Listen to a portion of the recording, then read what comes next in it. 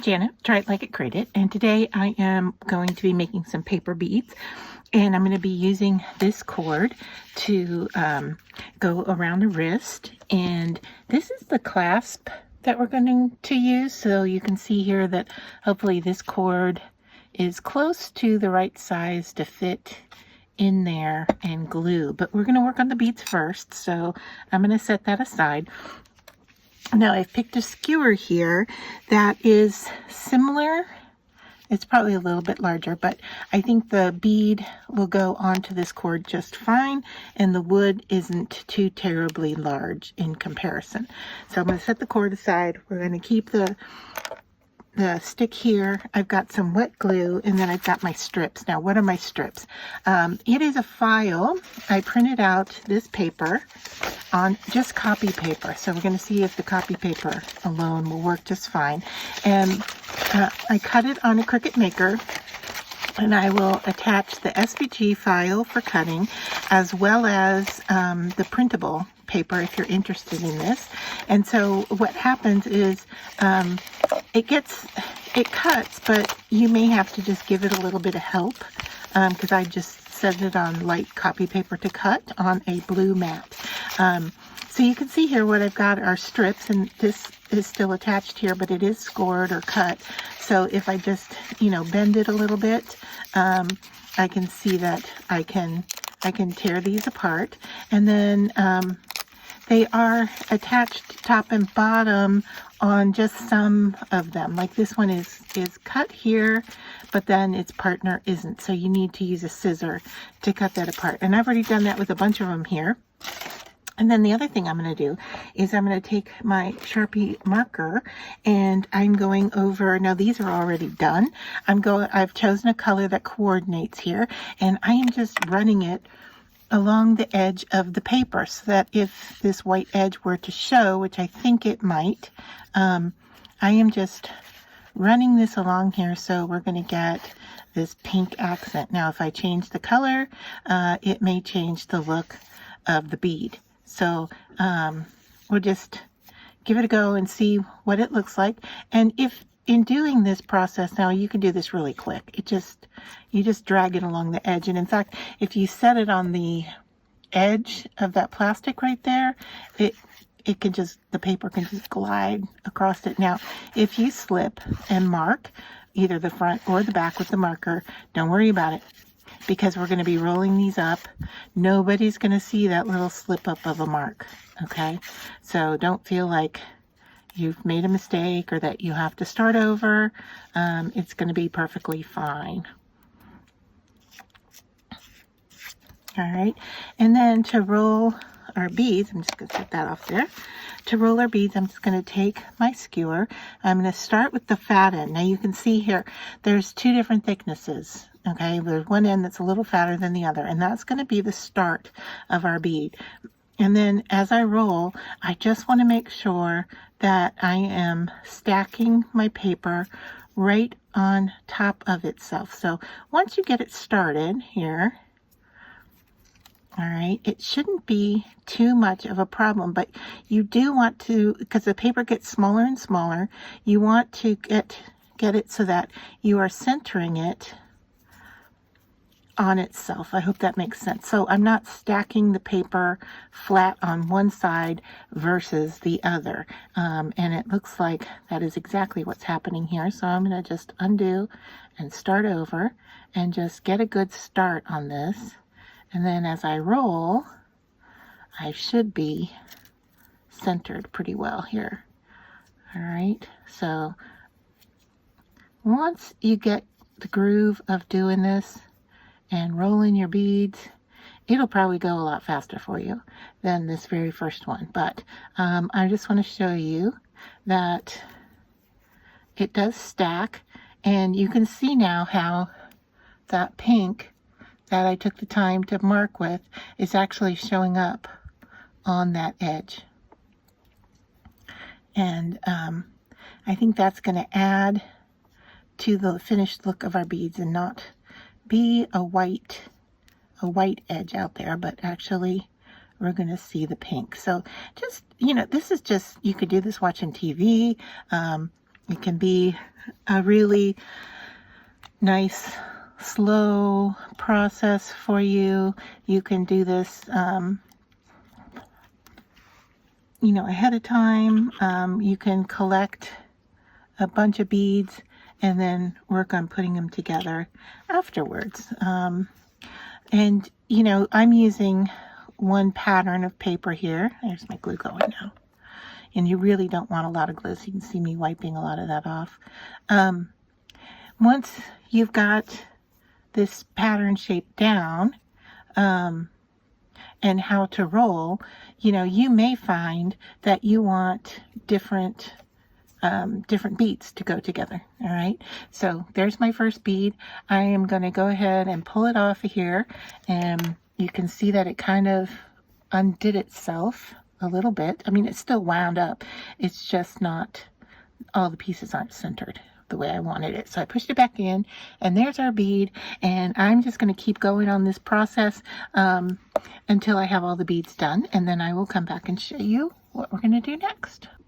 So I have gotten all my beads rolled out here, and to show you with my cord, now I'm still attached to my spool. I haven't taken it off yet, but what I did do was the same way I rolled the beads, I rolled some clear tape around the end of my cord so that I can easily thread my beads on. Now my beads worked out to be, some of them are thinner and some of them are a little bit wider, and so I am staggering the size of them, and I have enough beads from one piece of copy paper, not even the whole sheet, to make a bracelet. But if you want your beads to all be the same size, then you're going to probably want 2 printouts, I would say, so that you could make sure your beads are either the large or the small version. So I'm just threading them on here, and then next I'm going to check it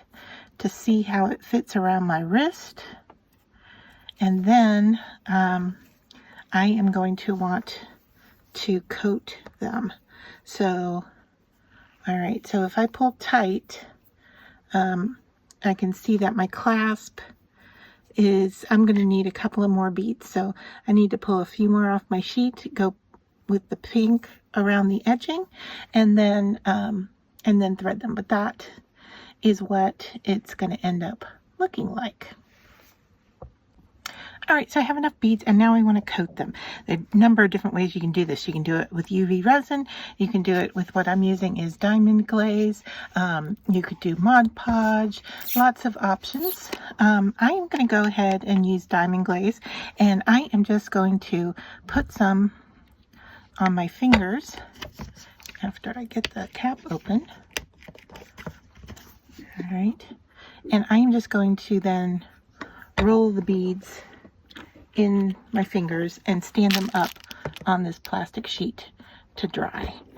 And you could, you know, paintbrush, lots of different options for them.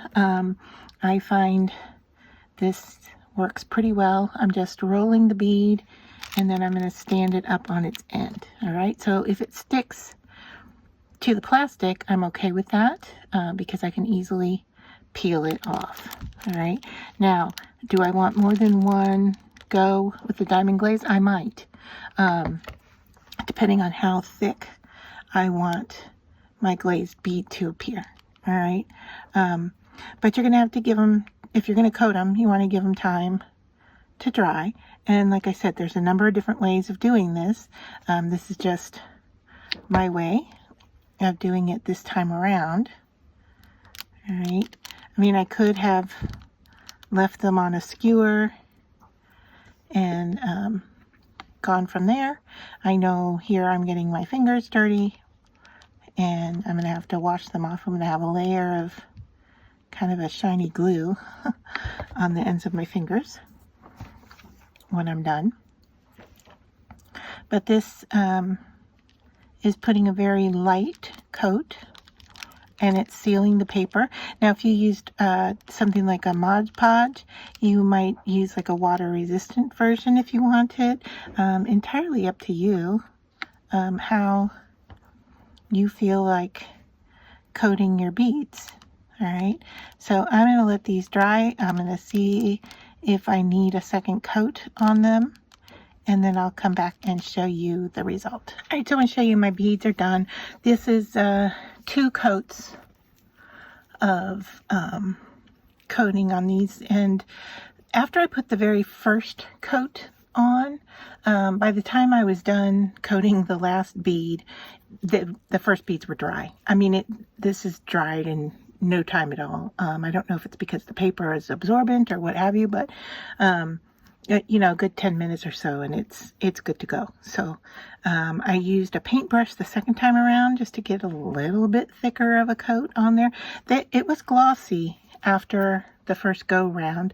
I just wanted to do a little bit thicker to make them more almost glass-like, if that's possible. So now I'm going to put my clasp in place, and my clasp is magnetic. And so what I'm going to do is I am going to drop some strong adhesive in here, and then I'm going to slide the end of my cord in and let that set. All right, and then I will cut the other end and do the same. I'm going to go ahead and wipe off the end here and glue back together again. So I'm going to let that dry, and then I will cut off this end and attach it here.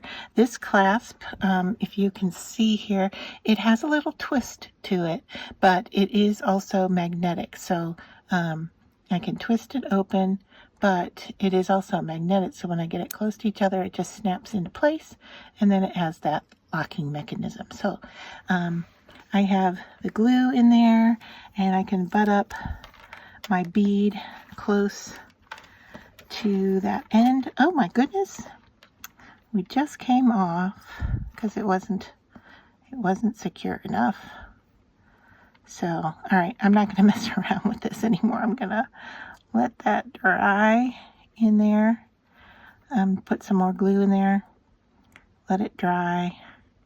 And I actually might have to weed these onto the other end because that is where my tape is.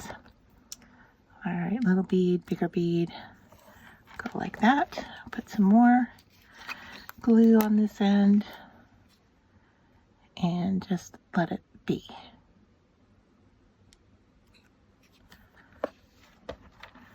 All right. So anything like a E6000, a super glue, anything like that will make this a more permanent bond and hold it into place. So I'm just going to let that be until it dries, and then I will finish off the other end and show you what that looks like.